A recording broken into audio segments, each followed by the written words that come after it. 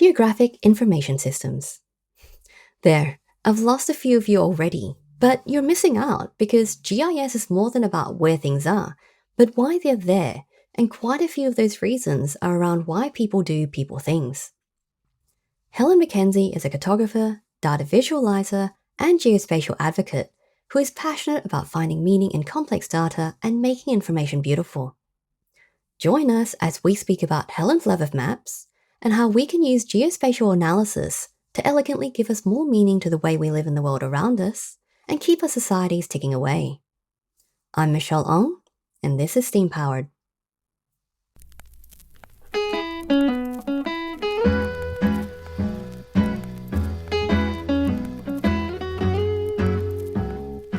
So, good morning, Helen. Thank you so much for joining me today on Steam Powered. It is so wonderful to be speaking with you today all about what you're doing in cartography and GIS.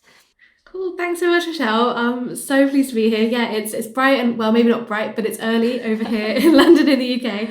But yeah, so excited to be here. Thank you for making the time to speak to me. Oh, and thank you for speaking with me. I'm just very happy to be nerding out all about what you do. Oh, definitely. I love to get the nerds together and just chat through these things. Absolutely. So, getting straight into things, what drew you to geography in the beginning? Do you know, it's quite interesting, I think, because I actually, when I was younger, I really wanted to be a writer. I really wanted to be a novelist. And I would, this is going back to when I was 7 or 8, which is a long time ago now. And I would spend all my time planning out stories and planning out novels. But before I got very far, I would always end up drawing these maps to these fantasy lands. And I think that's where it started. But then fast forward about 15 years to when I was going to university. I went to university in 2009, if I remember rightly, which is back when there was a really big global recession. And I chose to do geography at uni just because I didn't really know what I wanted to do with my life. I'd sort of given up the idea of being a famous novelist. I wasn't going to be the next J.K. Rowling.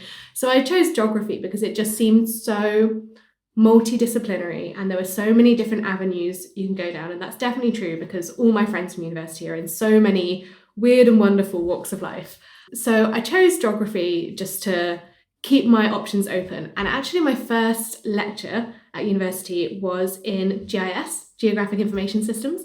And I absolutely loved it. It really spoke to me. And I also loved that it was almost like a trade. It was a vocational practical skill. And because I was going to university during the recession, I really wanted to come out with something that would help me, like a proper skill, not just academic tool set, but a proper technical skill that I could use to really build a career on. So I was just choosing sort of all throughout university. In the UK, you take a really broad subject like geography, and then you pick options within that. And I was always choosing the GIS and some more technical modules like statistics. And yeah, absolutely loved it. And then out of uni, I stayed on to do a master's actually that really specialised in GIS. And then, yeah, just found my way in that way. That's amazing. So part of your master's was actually in cartography. So is cartography just kind of bundled with GIS, or is it also a separate specialisation that people will choose to stream into? I think it used to be much more of its own specialisation. And I think it definitely can still be its own specialisation. I actually used to work for a transport company that had its own sort of design arm. And they were really heavy in cartography, particularly in the sort of wayfinding space. So when you're walking around a city and seeing those really beautiful maps, they were very much in that space. So there definitely is a world for especially cartographers, so people designing maps and making maps are the sort of output.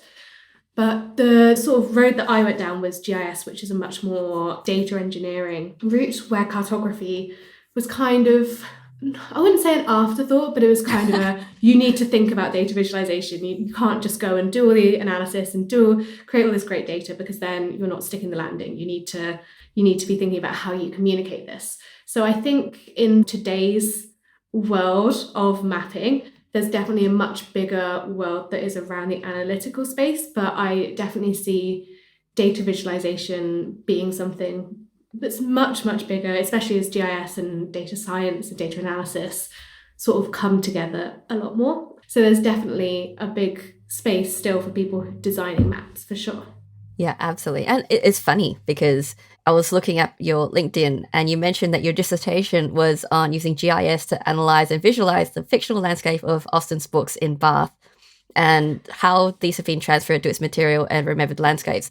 That's a very specific topic, I especially know. with you mentioning about how you wanted to draw these maps for your books before you even got to writing the books. So, like, this is so neat. But how did you come up with that topic? That's a really good question. It's very specific and very niche. But I remember when we were at university, they were saying the more specific, the more niche you can make your dissertation, the easier it will be. So in the UK, we have a 10,000 word limit for a dissertation, and actually quite a small chunk of that is to do with your own analysis and work. The majority of it is sort of introduction, literature review, all of talking about other people's work. So you actually get quite a small space to do your own work. And I will admit, I've always been a Jane Austen fan, so that's always been something that's interested me. And actually, one of the modules I took at university that wasn't about GIS or data was a module called, well, I can't remember what it was called, but it was all about English landscape and how landscape in England has changed over time and how it's been like influenced by foreign cultures and things like that. And I found it really, really interesting. And so actually, when it came to thinking about dissertation, bringing those two quite different sides of my degree together, the one that was very sort of like theoretical and almost philosophical, combined with hard technical GIS skills that I was learning, really appealed to me and felt like a really great way to sort of bring everything I'd learned together. It was super interesting to do, actually. Absolutely. Do you still have the visualizations? I think I do, but I can't imagine they're very good. I probably do somewhere. Do you know, I actually, the other day, I was speaking to someone, like giving them advice on one of their visualizations, and they were saying like, oh, I feel like I've just got so far to go. I've got so much to learn. And so it inspired me to go and look and dig out like the first ever piece of GIS work I did. And oh Horrified. my God, is it the worst thing I've ever seen in my life? Oh my goodness. I don't know what I was, oh my God. But we've all got to come from somewhere. It's all about the journey. Absolutely. It's about the journey. And I mean, with the work that you did for your dissertation, you got a first start of it. So that's something. That's true. Oh, wow. You really have been on my LinkedIn. I'll put that on my LinkedIn. What a brag. No. That's good. This is amazing information. I think I just wanted to prove, like, if you want to do a GIS dissertation about Jane Austen, like, it can be done. It can be done well. And, I think that's, like, as you said, as long as you can get super specific, like, this is what's interesting, right? Yeah, absolutely. And there were people who were doing, like, not necessarily related to GIS, but there were people who were doing dissertations about Harry Potter. There was someone doing a dissertation about the Eurovision Song Contest. Like, people found really, and that's what's great about geography as a discipline, is it's so broad. You can really find a way to go after your own interests within that field. It's not all sort of looking at rock formations or examining population pyramids, as interesting as those things are. Yes, exactly. And, we'll get to this later because you've also written some very cool blog posts about various topics that is sort of like, it feels like you're just kind of sitting there doing something else and then it just pops into your head and you go, actually, let's dig into this rabbit hole. But, very interesting. And I want to talk about that later too. Okay, great. Yeah. So, losing my train of thought now. This is what happens. I mentioned Eurovision and that's all anyone wants to talk about. Exactly. It's just one of those things. So, when people outside GIS and geospatial sciences think about the space, it kind of leans towards, things like ecological urban surveying and mapping. But what does that work actually entail in terms of what you've done? That's a really good question. So I've been really lucky to have been able to work in quite a lot of different fields. And you're completely right. That is what people tend to think about when they think about GIS, if they do. I don't know if people really keeps people awake at night like it does with me. But yeah, that's absolutely true. I think a lot of particularly students who I speak to are really interested in that side of things, potentially because they've gone into a physical geography degree. So I don't know how this works internationally, but in the UK, we kind of split geography into human and physical geography. One is the sort of cultural, demographic, social side. One is the sort of rock formations, crawling around through rivers, measuring glacier formations, that sort of thing. So I think that's partly the reason a lot of people go into these physical geography degrees and disciplines, and GIS is a really natural element of those. But I'm digressing a bit. Back to your original question. So I've worked in a bunch of different fields. The first job I had was in flood mapping and hydrology, which is very sort of on brand with what you're talking about. The next was in landscape and urban design, which is something that I think people don't necessarily associate with GIS, but that's something where you need a lot of mapping, you need to know a lot of information around sort of population density, the transport network, the physical shape of the world. I then worked in transport, which is something which is you can't do transport planning without GIS, because transport is all about going from one place to another. So you have to always be thinking about where. And part of that was also a lot of city planning and urban realm design at work. So I work for a company called Carto, who are basically a GIS software data analysis supplier. Our customers, we don't have very many customers, or relatively many customers in the sort of ecological space. Most of our customers are actually in transport and mobility, in retail. So GIS is really important for retail because it's really helpful for you working out where is the best location for your store. It's really important tying those sort of two worlds together and thinking about supply chain. We've got a lot of customers in the CPG market, so consumer packaged goods, trying to work out how they can maximize shelf space, who's living in certain areas, so they can tie those things together. And we've got a lot of telco customers, so a lot of customers who are working with where do I need to put my sort of internet infrastructure to make sure I maximize my customer base. So even though with GIS it does sort of naturally speak to a ecological audience, it's actually got such a broad user base, and I think needs to have broader. I think there's a lot of organizations who aren't using it and could benefit from it hugely. It is one of those things where it's so much of the human element or the social element is a part of GIS and geospatial sciences and the data sciences that all flows around that. As you said, like all the things that come up are about where people are and how they use their space and how they move around their spaces as well. And you need to know all of that information. And it's all about the data, and it's all about, 80% location, 20% how it's used. Yeah, exactly. And I think we're really lucky now compared to maybe even 10 years ago, because 10 years ago we basically had census data and we could say where people lived and what the characteristics are of those people. But actually there's so much more to decision making than just residents.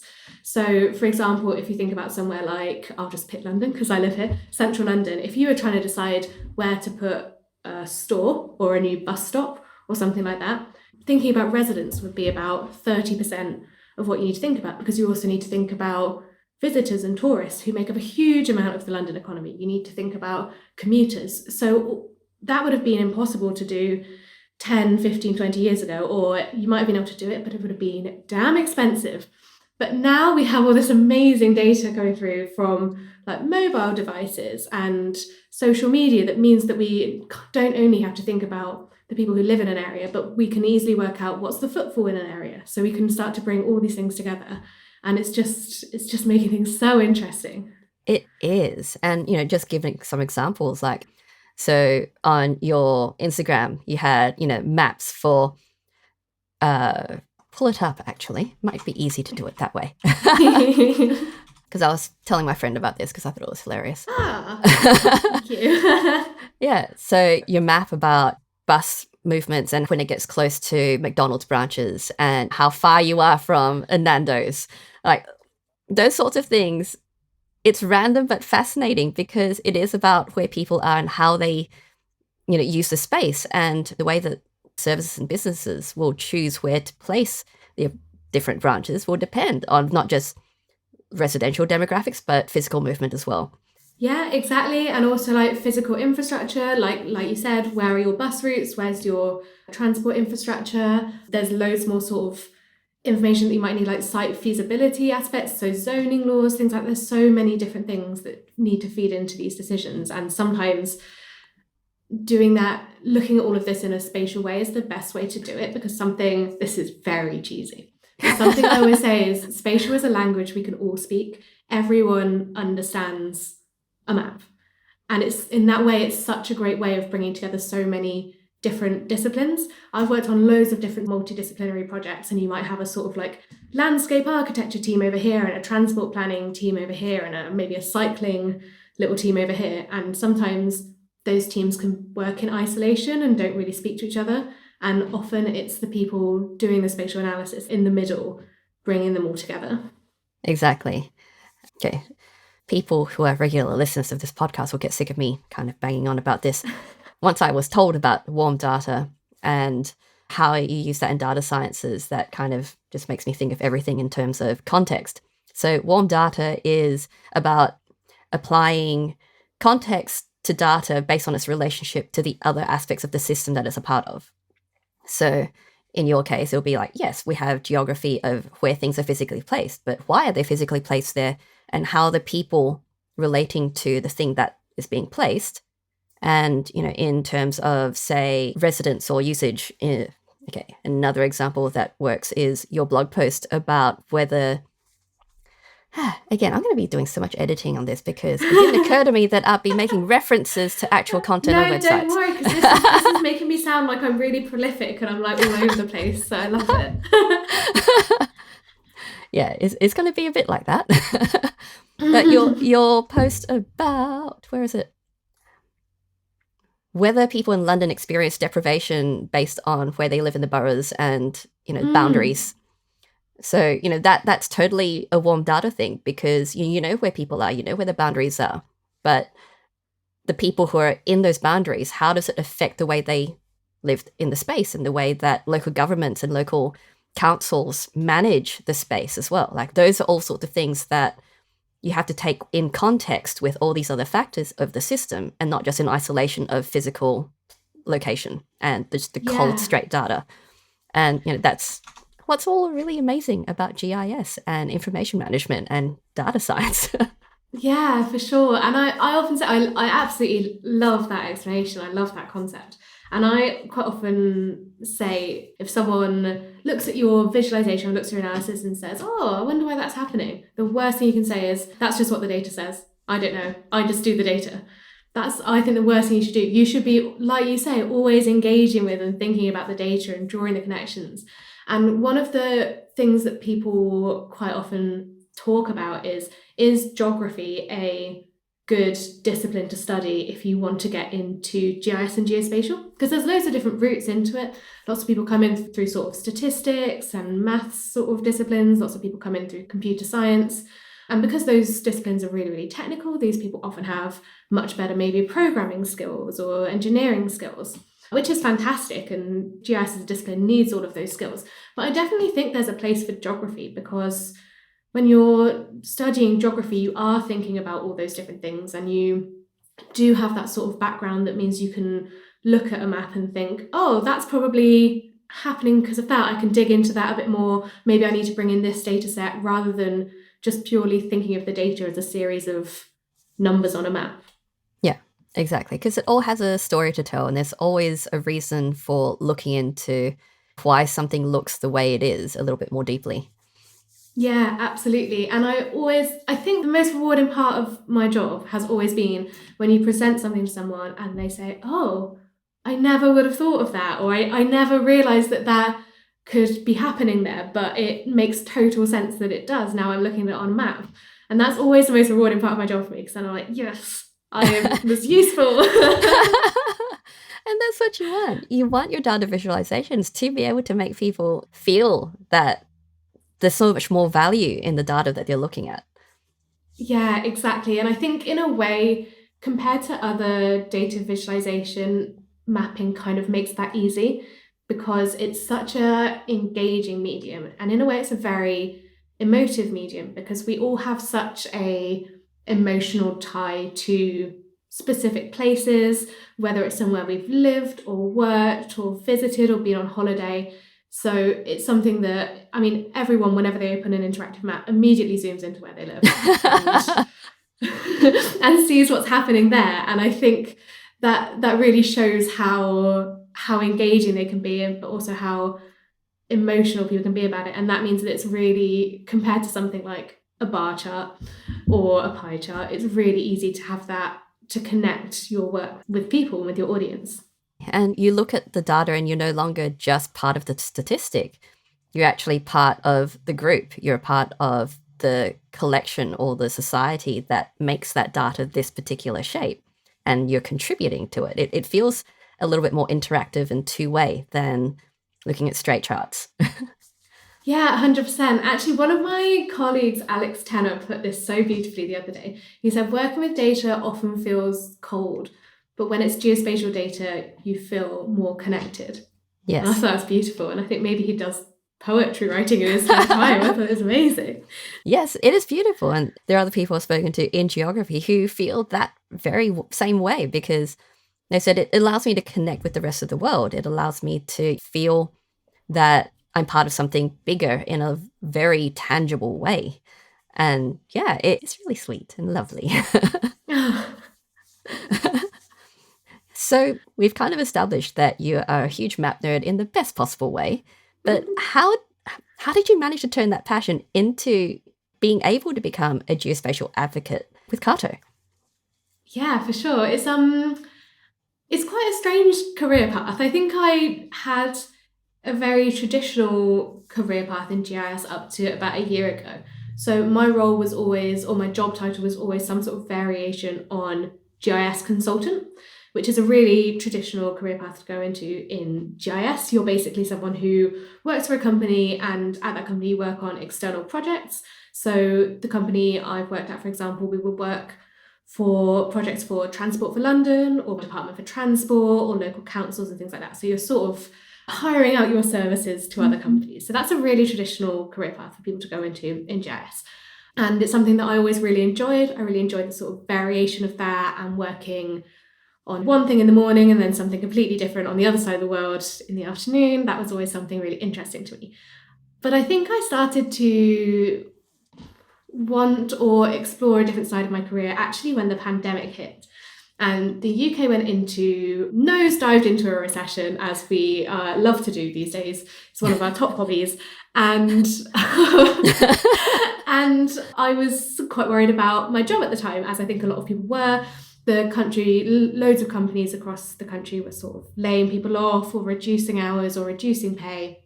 And I just started thinking, I need to, even if my job is in danger, I need to, A, have something to do in my evenings and weekends, because at the moment I'm just sitting here watching TV all day because I can't go out. And B, I wanted to do something to sort of raise my profile, improve my skills within the geospatial community. So I started doing a lot more on social media, so Twitter and Instagram. I also started my own website and started doing a blog and just sharing a lot of work and sharing tutorials in those cases. And it's something that I really, really enjoyed. And it's definitely something that opened up a lot of doors for me. I started getting approached to speak at conferences or maybe do podcasts like this or appear on panels and webinars, which are all things I absolutely love doing, because you might be able to tell that I can talk for days. And eventually, maybe about a year or so later, when I posted something on LinkedIn, which was all about the geography of different supermarket brands in the UK. They have a really interesting spatial trend in the UK where some have a really sort of rural demographic and some have a really urban demographic, and it's really interesting. And I did a post all about that. And I got contacted by a lady called Flo Broderick, who is now my boss, who said, I'm just loving seeing everything that you're putting out on social media, and I've been on your website and it's great. Can we have a quick call just to see if there's any opportunities to work together? And she basically said that they were looking for someone in their marketing team, this is at Carto, where I work now, who has a more sort of technical background, who's basically able to use the Carto product and the Carto data to show off the brilliant things it can do, but also who has been in basically the seat of a would-be customer and knows a lot more about the industry and knows maybe the pain points people have for the existing software and where people want to go. And that basically everything she said, I was like, yes, I would absolutely love to do that. That sounds completely up my street, because I've been doing so much, maybe like I would say extracurricular work, where I was promoting GIS and shouting about how much I loved it, but it wasn't a part of my job. But I enjoy it so much. So I was like, yes, I will do that as my job. Absolutely. And then it's almost a year to the date and I'm still doing it. It's fantastic. Yeah, it's amazing. And it's so great that just being able to explore that alternate kind of avenue of your work was able to create so many more additional opportunities because, it's just something that you enjoy doing and you can share that and people can see how much you care and how much you want to share. And, you are really selling the whole GIS is cool thing. And GIS being is cool. Yeah, thank you for it saying so. is. It is cool. It is cool. And, when I was reading your stuff earlier, I was laughing at myself because I think I'm so nerdy because this is really fascinating and I just keep kicking through reading more and more. That's so kind of you to say. Thank you. You're welcome. And it is true because all of this stuff, it's about people and maps and the way that humans human. And to me, that's awesome. And I don't think anyone who wouldn't think that's awesome because that's why they will click on themselves on a map when they zoom in. So, it's cool that these opportunities came up for you because you just decided to put it out there and create all these amazing visualizations. I feel so lucky, but then I also think it's something that, or I hope these are sort of roles that organisations like Carto will start to explore more, because I think it's so valuable having people who do have that knowledge and insight of what the industry is like and who are able to use the tool in their marketing teams. Also, I feel like I act like a bit of a translator sometimes. So sort of tech speak comes in through like the engineering team or a data science team, and I sort of whiz it around in my brain and then put it out in plain English to the marketing team or the sales team. And I feel like that's really useful as well, because there can sometimes be maybe a bit of a disconnect in organizations between people who do speak I don't know if this is right, who do speak GIS and people who don't speak GIS. I actually did a blog post for Carto last week that was all about how you can get people who aren't GIS and geospatial experts excited in and interested in GIS, because I think as a community we can be very focused on the data and very focused on the tech and just like you say, we just love to geek out about it, and I think we sometimes forget that not everyone does. Sadly, but not everyone does. So unfortunate and very disappointing. Yeah, absolutely, because communication is such an important part of all of these things, especially when it is such a massive part of what ends up being our day-to-day. Because, as we mentioned before, it's the way that supermarkets will design their shelves and place their branches. It's the way that public transport will decide what routes are required and how many buses are required or units are required for a route and how we get around from place to place. All of these things to do with our landscape, urban and everywhere else.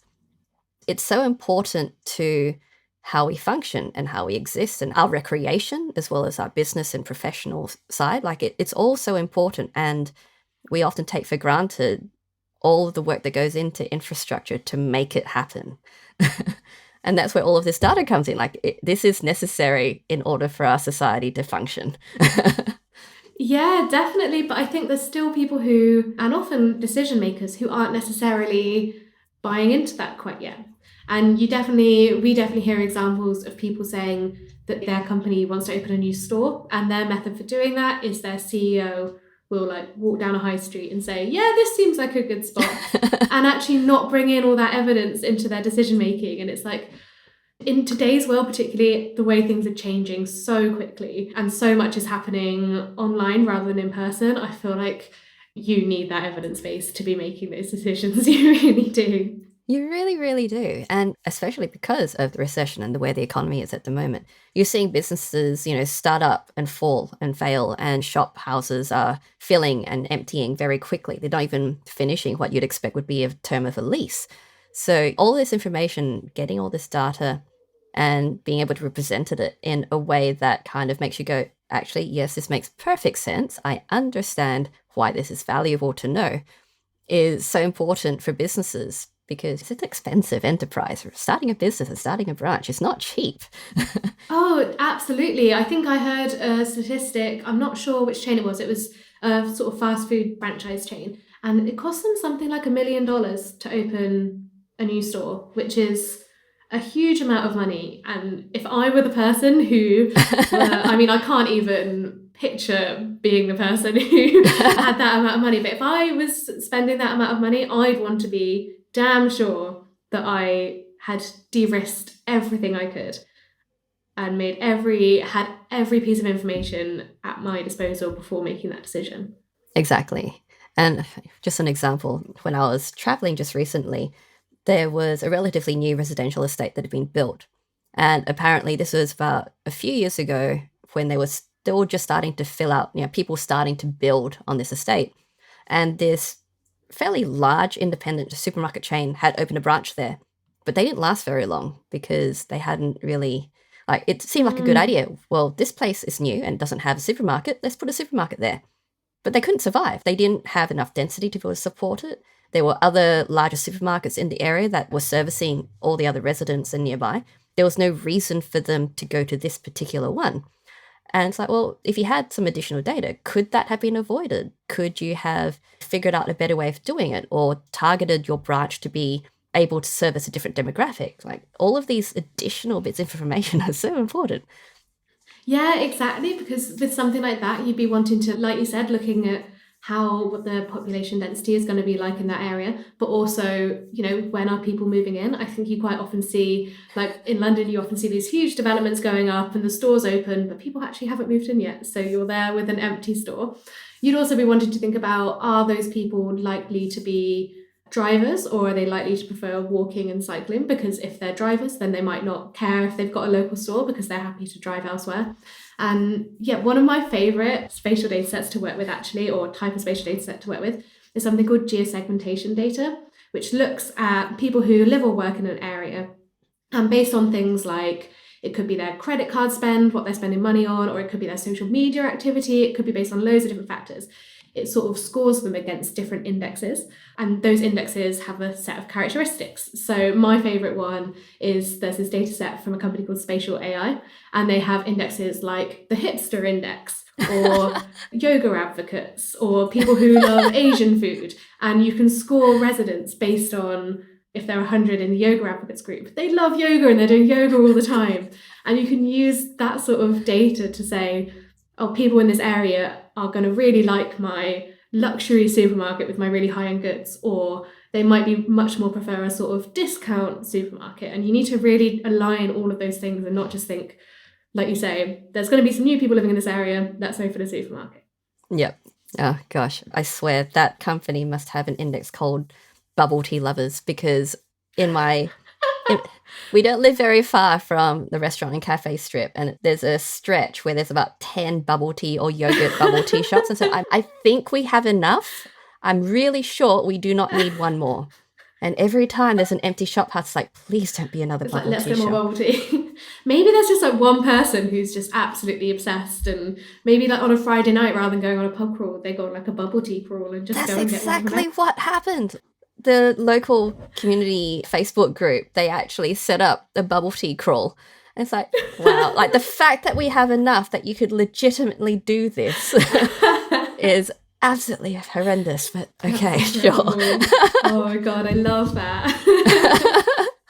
Yeah, it's just one of those things. Like, I think we need more of these bits of data to help us decide what we're opening on this strip, so that we don't have an imbalance in what we've got available to us. We need variety. I'd love to get a coffee. Is there anywhere I can get a coffee? No, just bubble tea. Sorry. It almost started to feel that way. It's like, guys, and 4 of them are yogurt bubble tea places, 5 of them are regular ones, and then you've got ones that do these extra things to try and be special. It's like, no, you're all still bubble tea. Like, there's nothing here that distinguishes you for distinct business uniqueness. Yeah. God, yeah. How do you like differentiate in that way? I know. Oh gosh. But yeah, this is why data's important, people. Mm-hmm. Oh gosh.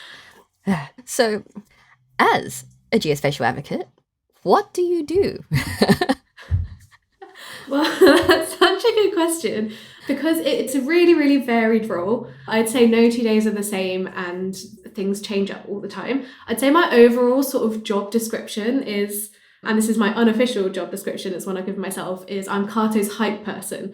So I'm here to get people hyped about Carto. And in particular, our sort of target market is people who are data scientists and data analysts, are already quite data literate, and they're sort of moving into bringing geospatial into their tech stack. So my goal is basically to get people to realise why they need geospatial in their lives, which I obviously think we all do. And there's loads of different ways that I do that. One of the things I look after at Carto is a lot of our technical content, whether that be creating or curating content for our blog. I also do a lot of sort of longer form content. So I recently wrote an ebook all about spatial indexes, which are a sort of, we call it like the next generation of spatial data. I won't get into it too much because I can talk about them all day. But spatial indexes are basically a way of representing geospatial data that's a bit different. So geospatial data is typically, you put it on a map through a geometry line string. So it's basically a series of vertex coordinate pairs that describe the shape of a line or a polygon or a point. And they can be really, really long. They can be thousands of characters long, and that makes them really big to store and quite slow to analyze. But spatial indexes have a really short line string. It's normally about 10 characters long, which makes them really small to store and so quick to analyze. So sorry, that was a bit of a foray into spatial indexes. No, I knew I'd mention them and then just went to start talking about them. So yes, one of the other things I do is write these ebooks to sort of generate people's interest in Carto. I also speak at a lot of events. So just yesterday, I was doing a webinar all about the cost of living crisis, but I also go out and speak at physical events. So at Carto, we hold a couple of times a year in London and New York events called the Spatial Data Science Conference. So I'm always really heavily involved in that. But like I sort of mentioned earlier, I feel like I also have this sort of like translating role.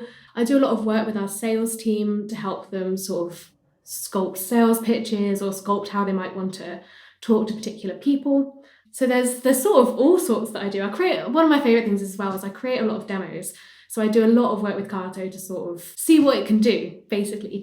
Our product team are amazing, I swear. So one of the things our team looks after is social media, and what we have to do is put out product announcements. And I swear we cannot post enough because we cannot keep up with the speed that our product team are innovating. It's amazing. But that's one of the things I'm responsible for, as well as social media, is taking these new product updates and doing something cool with them and then putting that out there to show how great they are. So yeah, it's a really, really varied role. And like I said, no 2 days are the same, which I absolutely love.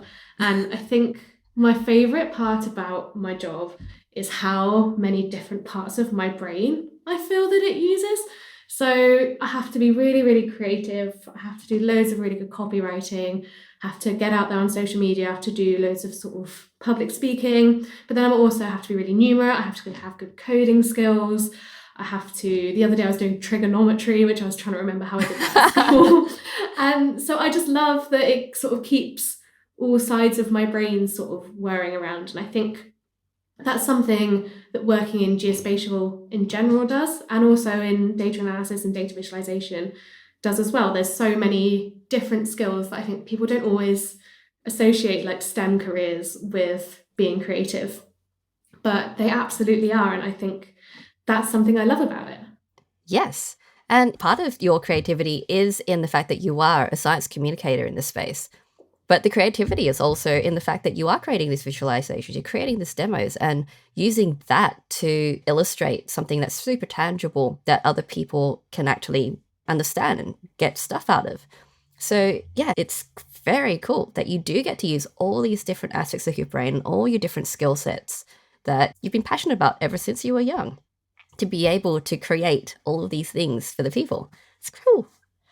Thank you. Yeah, it's I sometimes do pinch myself that I've managed to fall into this career, but I'm so grateful that I have. And I also think it's, so many people who work in this industry are exactly the same. It's great to be part of. It's such a community industry, the geospatial one. There's, especially if you go on something like Twitter, there's just so many people who you just have to say like, oh, I'm struggling with this, and about 20 people will give you the solution, and you don't know which to pick. It's a really great community to be part of. Everyone has this real passion, and I think it's something that to sort of not succeed in, but to sort of maybe to succeed in, you do have to have an element of passion to it, because you spend, like I was mentioning earlier about having to communicate with people who don't necessarily get it. That is an awfully big part of the job. For most people working with geospatial, that will be a big part of your job. And sometimes you can feel a little bit like you're hitting your head against a wall. So being able to continuously have that passion, I think, is really helpful for that. Absolutely. So, yeah, speaking on the whole audience thing, so a lot of the stuff is advocacy, but because a lot of people don't know this is something that they need, how do you attract these clients? Because if they don't know it's something they want, why would they even approach a business like Carto for this thing that they didn't think they needed? That's such a great question. We do get some people who approach us who know it's something they want, and they are fantastic. But yeah, like you say, a lot of people don't. And I think the way we sort of tackle that is focus on verticals like transport or logistics or retail or things like that. But we also really focus on use cases and benefits for what things like Carto can be used for.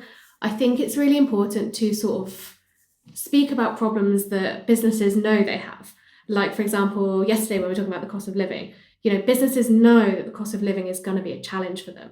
And they don't necessarily think that that's going to have a spatial element for them. They maybe think, oh, in the USA, we know the cost of living is going to be a problem. But they don't necessarily think, but in this area, it's going to be less of a problem than in this area, which it absolutely does have that spatial element.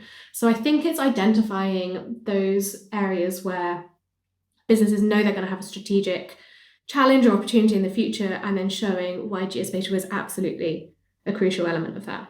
It's one of those businesses where it is difficult because you can't do the whole if you build it, they will come kind of thing. So there's a lot of actively going out to find the business and find the clients and tell the clients this is probably something that you will need because of these reasons. Yeah, that's tough. That's a hard one. Yeah. So, right, we've heard what you love about your work. What is something that you don't like about your work? Oh, that's a really good question. So when I was working in consulting, absolutely the least favourite part of my job was doing timesheets, which is where you have to account for basically every 15 minutes of your time, you have to account for what you spent it working on. And you'll have a percentage of your time that has to be spent on billable work. And that's the most important target to your company. And when I would be working on something like 40 different projects a week, so filling out my timesheet would take a couple of hours every week, which was time I couldn't spend doing billable hours. So it was that was a really big challenge of working in consultancy because it was just relentless. But that's not necessarily related to geospatial. That's just a more general having to have a job. It's a common hate. Yeah. That's really tough about my current job right now because there is so much that I love about it. Maybe so I have to do a lot of public speaking, and it's something that I've come to quite enjoy. But there's always the night before when I'll be stressing about it, and then about half hour before I have to go on that I'll be stressing about it. And even if it's I know my talk back to front and I'm really confident and I know that it's something that the audience is going to be really interested in, and I know that I've done a million of these before and they've always gone well. I think public speaking is something that for a lot of people, especially someone like me, I'm quite a worrier. I definitely have imposter syndrome in a big way. It's something that you're putting yourself out there in such a vulnerable way that it's something that always will stress me out. And I still absolutely love doing it, and the feeling when you get off the stage is fantastic, but it's always going to be something that stresses me out a little bit. Always. I'm never going to be one of those people who's completely, there's people who get up on stage and they're just loving life.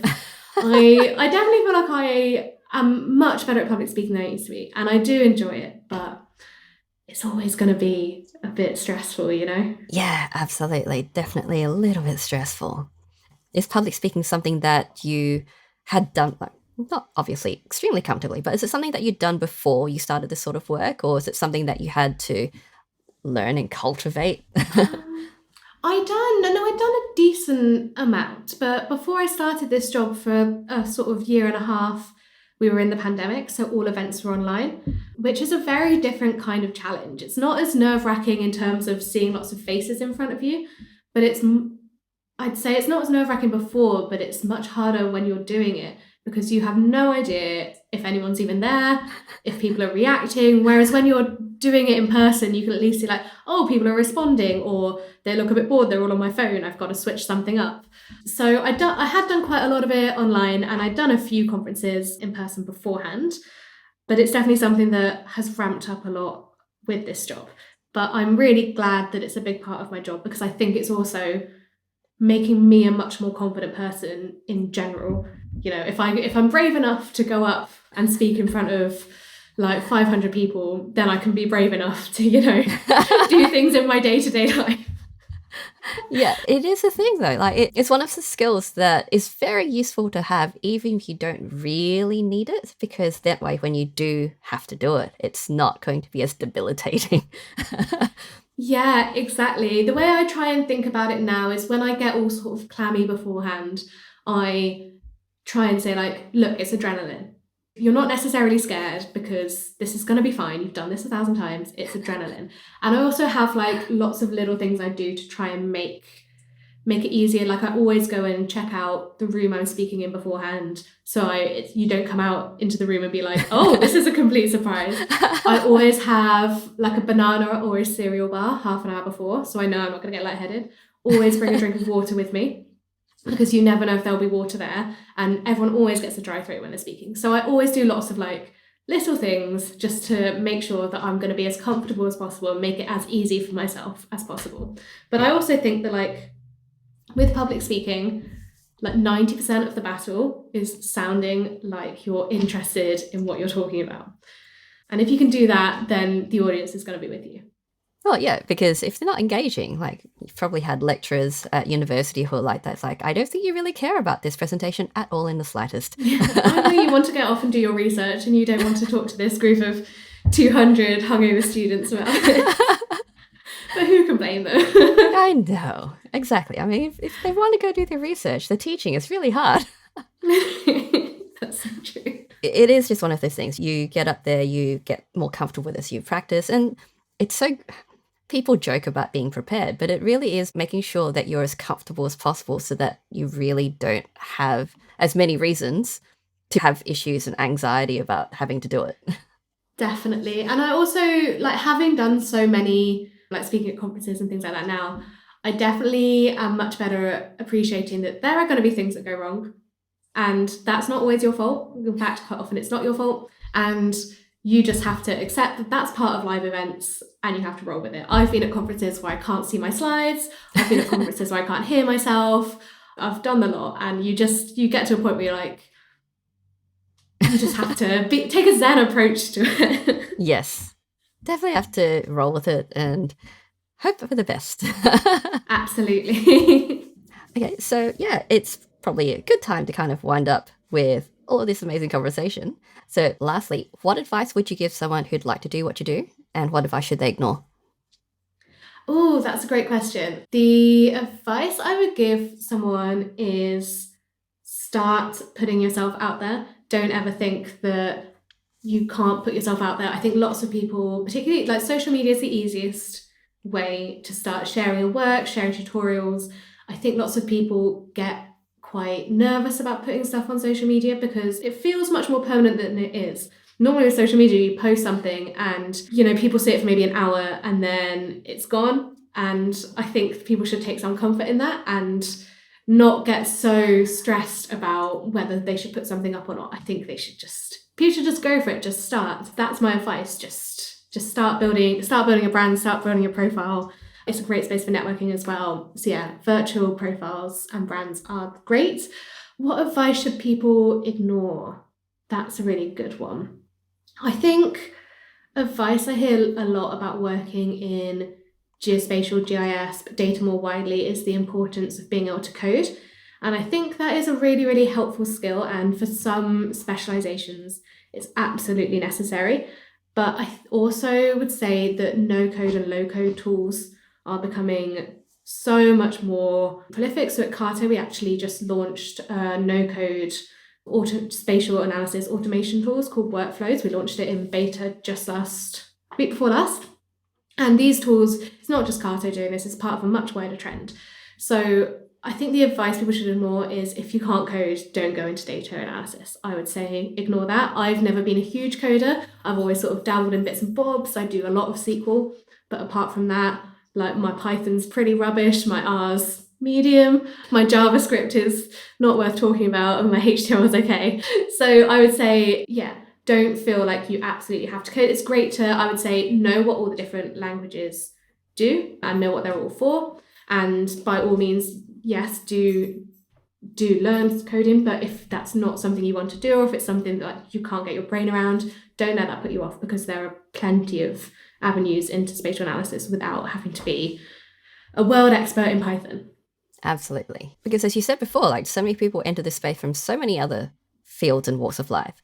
So it's about the passion more than it is about having that technical understanding and knowledge, because, yeah, being multi-dis as a field, there's nothing that limits you in being able to contribute in some way. Yeah, absolutely. And I always say, like, it's not about what you know, it's about you knowing what questions to ask. It's you knowing how to Google the problem that you have to be able to solve it. Exactly. If you can Google, you can figure something out. It's okay. Very cool. Okay, well, that was absolutely amazing. So thank you so much, Helen, for speaking with me today on STEAM Powered. It has been absolutely wonderful hearing about your journey and how you got to be doing what you love doing, advocating for how amazing GIS is. Cool. Thank you so much, Michelle. I've had so much fun speaking to you. Yeah, it's been so much fun. So really enjoyed it. So if people want to know more about what you do, where can they go?